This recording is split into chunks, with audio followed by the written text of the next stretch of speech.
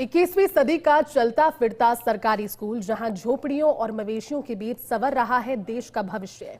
एक तरफ देश डिजिटल इंडिया और स्मार्ट क्लासरूम के दावों के साथ 21वीं सदी की ओर कदम बढ़ा रहा है। देखिए हमारी एक खास रिपोर्ट। बांसवाड़ा जिला मुख्यालय से 7 किलोमीटर दूर बड़वी गांव से आती तस्वीरें व्यवस्था के मुंह पर तमाचा मार रही हैं। यहाँ पिछले 3 वर्षों से एक सरकारी स्कूल किसी भवन में नहीं बल्कि कभी पेड़ के नीचे, कभी किसी की झोपड़ी में, तो कभी खुले आसमान के नीचे जानवरों के बीच संचालित हो रहा है। सितंबर 2023 में स्कूल का पुराना भवन पूरी तरह जर्जर होकर ढह गया था। तब से लेकर आज तक कक्षा 1 से 5 तक के मासूम बच्चों के पास सिर छिपाने के लिए अपनी छत तक नहीं है।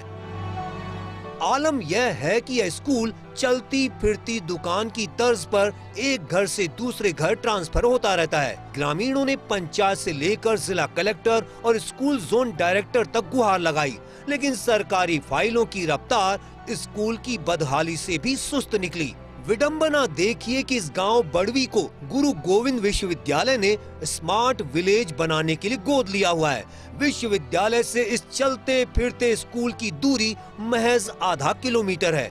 जहां एक और विश्वविद्यालय में राज्यपाल, केंद्रीय मंत्रियों और दिग्गज नेताओं का जमावड़ा लगा रहता है, वहीं उसकी नाक के नीचे बच्चे गाय बकरियों के बीच बैठकर ककहरा सीखने को मजबूर हैं। ये अतिवृष्टि में 18 सितंबर 2023 में बिल्डिंग गिर गई थी, हमारी बरामदे वगैरह गिरे थे और 2 रूम थे। तो फिर हमने हमारे विभागीय जो कार्रवाई करनी थी, हमने हमारे सीबीओ कार्यालय और एलिमेंट्री में हमने हमारी सूचना भिजवाई, जिसमें पूरी बिल्डिंग का जायजा लिया गया अधिकारियों द्वारा और फिर उसको भूमिदोष का आदेश दिया गया। सर बस अगर यहाँ कुछ आया तो फिर हमें कहीं और जाना पड़ेगा, वहाँ कुछ हुआ तो फिर वहाँ से कहीं और जाना पड़ता है। तो इस तरीके की समस्या अक्सर होती रही। हमारे विद्यालय भवन था, बढ़िया व्यवस्थित चल रहा था, उसमें 50 से ऊपर का नामांकन था हमारे और बढ़िया व्यवस्थित चल रहा था। और ये बिल्डिंग गिरने के बाद धीरे धीरे करके नामांकन कम हो गया। अभी हमारे पास 25 से 27 बच्चे खाली रह गए। हम गाँव में जाते हैं संपर्क करने के लिए, तो अभिभावक बोलते हैं हमको कि तुम्हारे पास स्कूल तो भवन तो है नहीं, तो बच्चों को हम भेजेंगे तो कहाँ बिठाओगे तुम,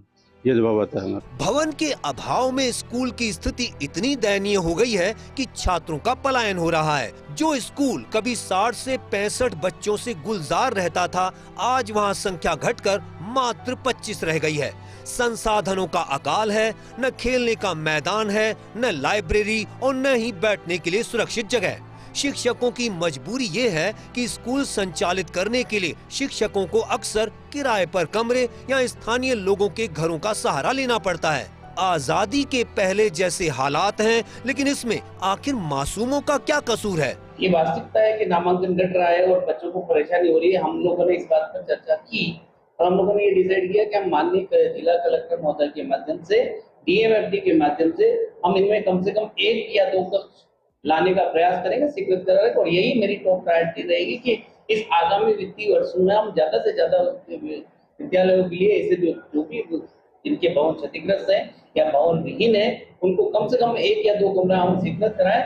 21वीं सदी में अंग्रेजों के जमाने जैसी यह तस्वीर शिक्षा विभाग के दावों की पोल खोलती है।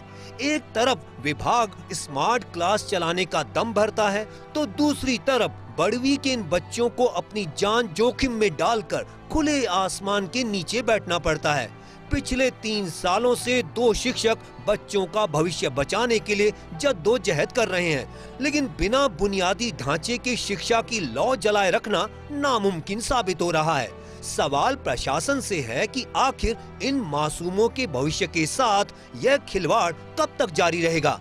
क्या स्मार्ट विलेज का सपना सिर्फ कागजों तक ही सीमित रहेगा?